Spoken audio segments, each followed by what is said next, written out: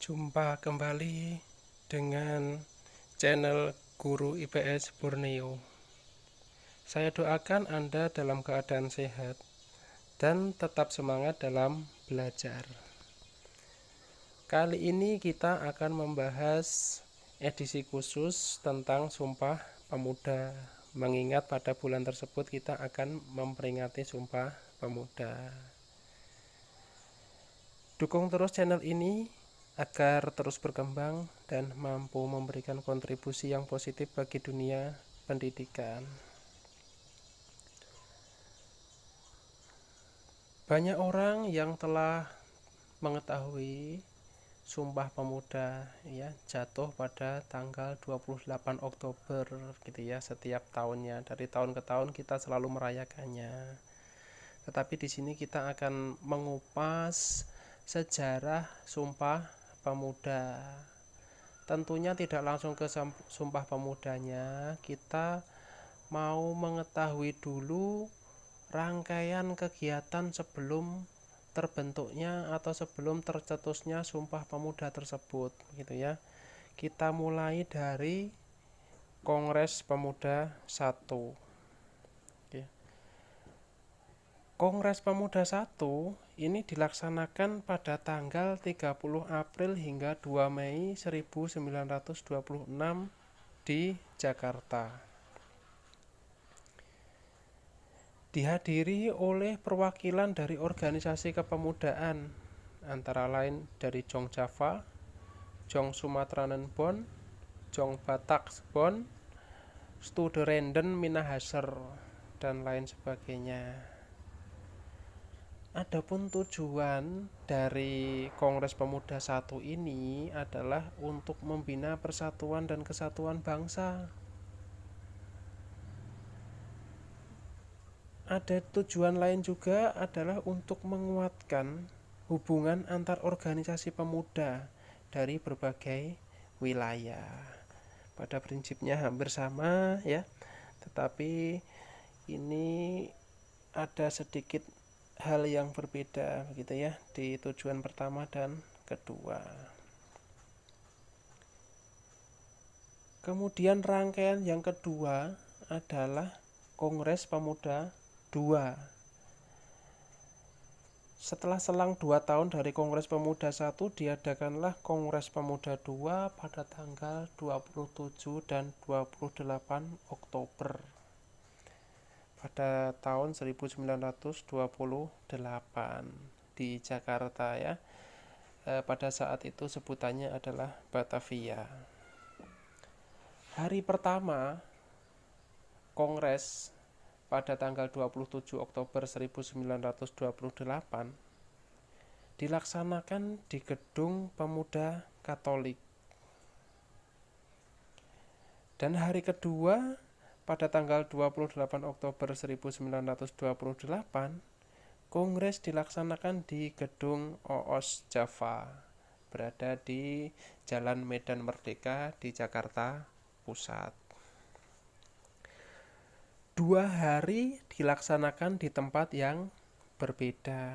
Hal ini dikarenakan kondisi politik pada saat itu, sehingga mereka harus menyiapkan tempat yang berbeda untuk menghindari dari penjajah begitu ya, Belanda pada saat itu. Tujuan kongres ini adalah untuk memperkuat rasa persatuan dan kesatuan bangsa, serta menyatukan pandangan untuk mewujudkan Indonesia yang merdeka. Walaupun pada saat itu tidak langsung merdeka, masih menunggu 17 tahun kemudian, tetapi telah menjadi tonggak persatuan dan kesatuan bangsa.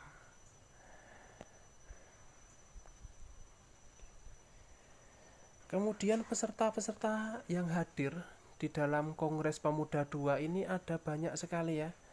Yang pertama dari Perhimpunan Pelajar Indonesia, PPPI, P3I, dari Jong Java, Jong Sumatranen Bon, Jong Batak Bon, Jong Islamiten Bon, Pemuda Indonesia, Jong Celebes, Jong Ambon, Pemuda Kaum Betawi, Sekar Rukun, dan Pemuda Katolik.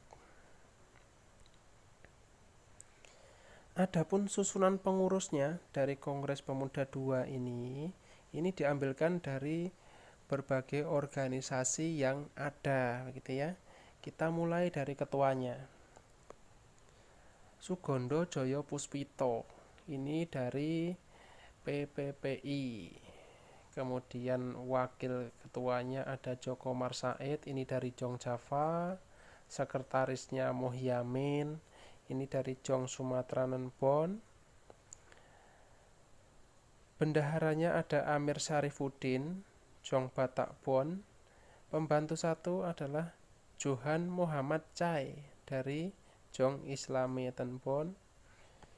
Kemudian masih ada lagi pembantu dua, R. Kaca Sungkana, itu berasal dari Pemuda Indonesia.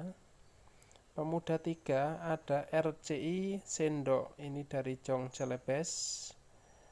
Pembantu 4 ada Johannes Leimena atau sering terkenal dengan tulisan J. Leimena, gitu ya. Ini berasal dari Jong Ambon. Pembantu 5 adalah Muhammad Rohyani, berasal dari Pemuda Kaum Betawi dari Jakarta, gitu ya. Di dalam kongres tersebut hadir juga W.R. Supratman yang memainkan lagu Indonesia Raya, walaupun hanya memainkan dengan biola, begitu ya, untuk menghindari kecurigaan dari pihak musuh. Kita menuju ke isi Sumpah Pemuda, oke ya. Yang diikrarkan dari Sumpah Pemuda di sini ada 3, ya. Yang pertama, kami putra dan putri Indonesia mengaku bertumpah darah yang satu, tanah air Indonesia.